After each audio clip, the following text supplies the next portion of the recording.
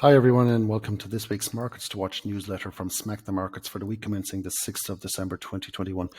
So as we start the week, it's a very light news schedule on the economic calendar, but it does get busy tonight. We have an interest rate from Australia in the early hours of our morning tomorrow morning, and we also have another one on Wednesday from Canada.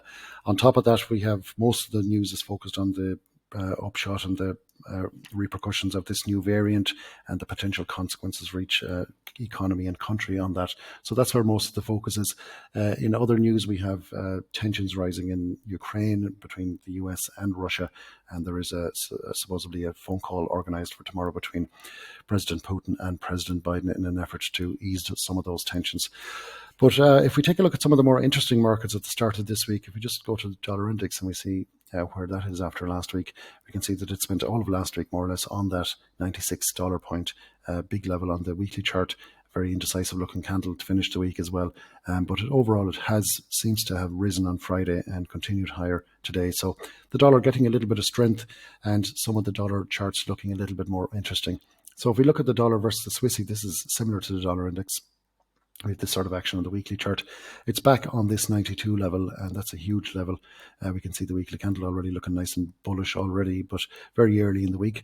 We also have the daily consolidation there for 3 or 4 days now, and it's just breaking out to the top side today. So we have this action on the mid-time frames, then we have convergence to the top side, confirming that breakout, and plenty of room to the long side there. So this one ties in best with the dollar index strength, and if that can continue, then we have a nice big window up to the old highs in the weekly chart there. If we just take a look at the US indices now, so they are looking quite bearish already early in the month, and we've had quite a strong sell-off already. We can see here the last few weeks of selling going on in the mini Dow. So we have this looking probably a little bit messier than the other ones, but interesting in the sense that it did find support at that 34,000 level. It's a little bit outside the buy zone on the weekly chart in the indecisive candle there in the buy zone on the monthly chart, but the daily still firmly in a downtrend, and we can see the support it found midweek last week there, and that's the point it found support last week. It really has rallied off that sense and almost changing the trend here on this high here, breaking into a new high. So looking much more bullish here, some strength coming into the indicators there as well. And also if we flick over to the S&P and the NASDAQ, they're beginning to look interesting too. They're back in interesting areas on the weekly chart. If we open up the weekly on the on the S&P here, we can see that the weekly is the time frame that it does pull back into when it is retracing. We can see it doing it several times in the past there. It's pulled back in, it's in the zone at the moment. It's back at that area as well, that 4,500, not far away from that. It also has the fib retracement there, and very interesting to see how this week's candle finishes up, if we start finding some strength and support here, or will we have to wait till next week, and what are the consequences for that for this year's Santa Claus rally if we get one.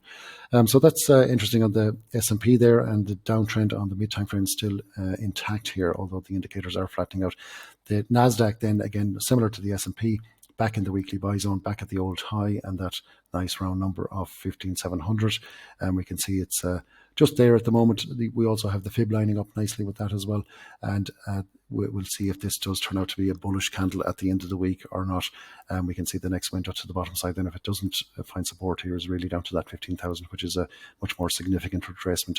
On the lower time frames, then lower than the weekly, we have the daily chart there. So we've just got one test at the old high there. The mid-time frames firmly in downtrends, convergence to the bottom side. So this is clearly the weakest of the three indices at this stage of the week. So some interesting levels there on those indices, and it's very interesting to see how they finish the week and will they find support at some point this week. From a commodity point of view, gold and silver sold off quite strong last week. If we start with gold, so this one sold off very strong into this level, the 1760 level, a huge weekly level, found support here. That's a very important level to price. We can see it reversing price completely in the past after one test. So we have that tested last week. It rejected it quite strongly. Again, another one interesting to see if this finds support here or not, or will it be inversely correlated to those indices, which it is sometimes. Also on the daily chart, we're getting a conflicting signal there. We're getting a bearish candle in the sell zone here at the moment, and it does seem to be selling off here. But the indicators on the mid-time frames looking strong there nonetheless. So a real decision point to be made there on some of these metals. And silver, again, very interesting. Again, tested that huge $22 level, which has been the most supportive price point all year, and even in the last year really. So finding support there several times in the last few months. It tested it again last week, seems to be selling off towards it again at the moment. And on the daily chart here, we can see this compressing down into it. The indicators here again beginning to rise, convergence in the last high. So a little bit of a decision going on here as well to see if that is going to find support here, or will it test it and potentially even break through again if those indices start rallying. So that's some of the more interesting looking charts at the beginning of this week. I hope it helps, and we'll be back next Monday.